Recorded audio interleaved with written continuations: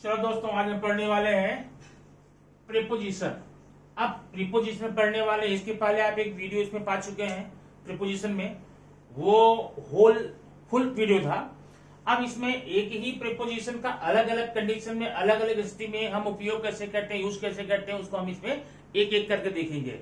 पहले आप देख सकते हैं, यहाँ पर मैं 3 प्रीपोजिशन लिया है, एट, ऑन, इन। अब एट का यूज हम टाइम दर्शाने को भी कर सकते हैं, समय दर्शाने को कर सकते हैं, टाइम समय, या प्लेस दर्शाने को भी कर सकते हैं। लेकिन आज पर्टिकुलरली इन 3 प्रपोजिशन का यूज हम टाइम दर्शाने में कैसे कहां करेंगे वो हम आपको यहां पर बताएंगे। ठीक है, उसका भरपूर उपयोग कीजिए। और उसके बाद में आपको एक लंबी चौड़ी लिस्ट दूंगा मैं, किसकी, आपको खुद सॉल्व करने के लिए, जो आपको सॉल्व करना होगा और सॉल्व करके मुझे कमेंट में बताना होगा कहां पर कोई प्रॉब्लम हो रही है या कितना अच्छा आपको ये लगा। ओके, चलिए देखते हैं। नंबर 1, एट, ऑन, इन। अब ध्यान दो, एट, ऑन, इन ग्रामर का वह हिस्सा होता, वह पार्ट होता है जो एक वाइड रेंज में है, विस्तारित रूप में है। इसका कोई सर्टेन नहीं है यहां से लेकर हम यहां तक चले तो फिनिश हो गया। इसका अलग अलग अर्थों में, अलग अलग जगहों पर एक ही प्रीपोजिशन का यूज कई जगहों में होता है। प्लेस के लिए अलग होगा, टाइम के लिए वही, प्लेस के लिए वही होगा, टाइम के लिए वही होगा। ठीक है ना, तो इसलिए हमको एक एक करके टाइम का हम पढ़ेंगे, फिर प्लेस का पढ़ेंगे, फिर और ऐसे दिखाने के लिए पढ़ करके इसको हम कंफर्म करेंगे। तो सबसे पहले इट, ऑन, एंड में हम देखेंगे एट का यूज कहां कहां कर सकते हैं। एट का यूज हम कर सकते हैं part of day, part of the day या टाइम ऑफ द डे। दिन का कोई वक्त दिखलाना हो, पूरे दिन का या रात का कोई वक्त दिखलाना हो, तो हम वहां पर एट का यूज करेंगे। जैसे एट, यहां मैं लिख देता हूं, showing the part of the day, part of the day. ठीक है, अब पार्ट ऑफ डे एक दिन है, सुबह से लेकर शाम तक मान लेते हैं, उसमें लंच होता है, 12 बजता है नहीं, और छुट्टी का टाइम होता है। ऐसे ढेर सारी चीजें वहां पर आपको हो सकती हैं, जहां पर आप सूर्योदय होता है, सूर्यास्त होता है, मध्याह्न होता है, पूर्वाह्न, ऐसे ढेर सारी चीजें दिन में होती हैं। उसको कैसे दर्शाएंगे, वहां दर्शाने के लिए हम किसका यूज करेंगे, एट का। ये देखिए, एट द मॉर्निंग। ठीक है, यहां एट का यूज हुआ। एट 12:45 PM, ये ठीक। At lunch time, at mid day. तो इतने एग्जाम्पल आप देख के समझ गए होंगे कि दिन या रात में कोई पार्ट दिखलाना हो, कोई पोर्शन दिखलाना हो, तो वहां पर आप क्या करेंगे, एट का यूज कर लेते हैं। बराबर है, तो ये तो आपका एट हो गया। बराबर है। अब एट के बाद मैं आपको बताऊं तो ऑन कहां करेंगे। दूसरा है ऑन। ऑन दिखाते हैं डे, ठीक, डे है। और कभी कभी कोई जो लॉन्गर पीरियड होता है, लॉन्ग पीरियड समझ रहे हैं ना, फॉर द डे होता है, डेट होता है। अब लॉन्गर पीरियड कैसे है, ऊपर आपने क्या लिया था, मॉर्निंग लिया था। Morning is the part of day. 12:45 part of the day and night, may be PM AM। Lunch time part of the day, but showing the day and date you have to use on, नहीं, on Monday। Week का कोई भी day, week का कोई भी day होगा, on Monday, on Sunday, on Tuesday, ऐसा दिखा। ठीक है ना। Date on 12th of December, ठीक है। जहां पर डेट दिखानी होगी वहां पर किसका यूज किया जाएगा, ऑन का यूज कर लेंगे, ध्यान रखना। तीसरा देखेंगे इनका यूज कहां करेंगे, इनका यूज करके फॉर लॉन्गर पीरियड, समय हो लेकिन कैसा हो, लॉन्गर हो, बड़ा हो, तो किसे, लॉन्गर क्या है, मंथ है, क्या है, मंथ है, ईयर है, ठीक ना। ऐसे वक्त दिखाना हो, अगर आपको शो करना हो तो यहां पर प्रीपोजिशन क्या लगाएंगे, year. In January, in the February, in the month of February, in 1948, in 1970, in 1987, इस प्रकार से आप इन तीनों का उपयोग आपने कल राउंड में देखा टाइम दर्शाने के लिए।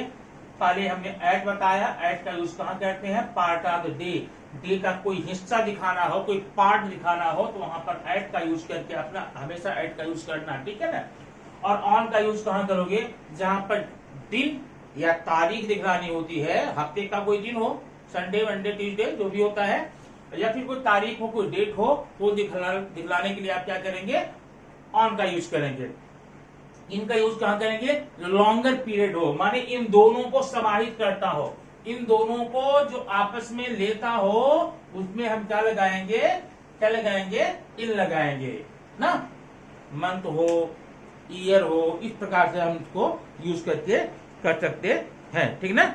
इन द मिडल एज ना, in the future, in the past, in the present time, in the अब प्रेजेंट टाइम, पास्ट टाइम क्या है, लॉन्गर पीरियड है, in future, in the year, in the edges, अच्छा ढेर सारे जो वर्ड आएंगे वहां पर हम लोग क्या करेंगे, इनका यूज करेंगे। तो ये तीन यूज आपके हो गए।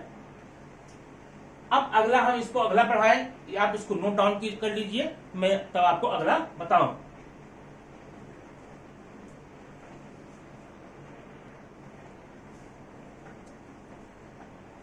तो आपने समय के लिए इसको देख लिया कहां कहां यूज करेंगे, ठीक ना, कंफर्म हो गया होगा। अब एक इसमें खास बात होती है, अगर आपको कहीं लास्ट हो, लास्ट अगर टाइम शो करता हो, नेक्स्ट हो, last, next, every day, every time ऐसा हो, दिस, ये वर्ड कहीं भी अगर टाइम के साथ लगे हुए हैं, इसके साथ मीनिंग के आधार पे कभी भी एट, ऑन, इनका यूज नहीं करेंगे, ठीक ना। जैसे I will see you next day, in the next day, at next day, on next day नहीं, नेक्स्ट डे, वहां पर कोई भी प्रीपोजिशन का यूज आप नहीं कर सकते, इस बात का ध्यान रखना। कहीं कहीं होता क्या है कि प्रीपोजिशन का यूज जो है लोग मीनिंग के आधार पर कर लेते हैं, लेकिन आप ये बताइए, मत जैसे मीनिंग होकर हिंदी में होगी अंग्रेजी में बना लेते हैं, अंग्रेजी की हिंदी में बना लेते हैं। इंग्लिश का जो विकास हुआ है, डेवलप हुआ है, वो हिंदी के आधार पे तो हुआ नहीं ना, कि अंग्रेजी लोगों ने पहले हिंदी पढ़ा उसी के आधार पर ट्रांसलेट कर इंग्लिश बनाया, या हिंदी का भी जो विकास हुआ है वो अंग्रेजी ज्ञान के आधार पे नहीं हुआ है। तो दोनों एक दूसरे के इंटरडिपेंडेंट तो है नहीं, इसलिए हमको इसके मीनिंग में जाना पड़ेगा, मीनिंग में जाकर के प्रीपोजिशन यूज करना पड़ेगा। या यूं कह लो, ये जो नियम यहां पर आप देख रहे हैं, नेक्स्ट टाइम से जब जब आपको last time, last day, next time, next day, next hour, every day, every night, this time, अगर ऐसा कहीं मिले, कहीं बुक में कहीं मिला, उसके साथ ध्यान से देखना क्या इस प्रीपोजिशन का यूज हुआ है, जबकि ये टाइम दर्शाने के लिए होता है, तो ये टाइम है।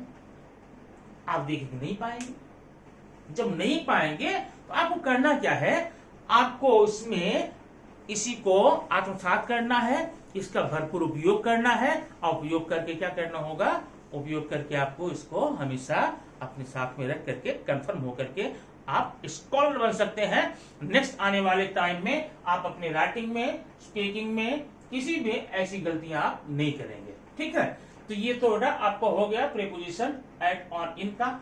अब चलिए बारी आती है हम आपको कुछ एक्सरसाइज दे रहे हैं, कुछ क्वेश्चन दे रहे हैं, उससे क्या होगा, आप अपने को जांच पाएंगे, आप अपने को परख पाएंगे, परख करके आप कंफर्म कर पाएंगे कि आपने ये समझा कि नहीं। और ध्यान रखना, अभी जितना दिया है सिर्फ उसी को मैं उसी से रिलेटेड क्वेश्चन दूंगा, मानी उसमें सिर्फ एट, ऑन, इन तीनों का ही प्रीपोजिशन होगा। ऐसा मैं आपको एक सेट देने जा रहा हूं, आप इसे नोट कर सकते हैं।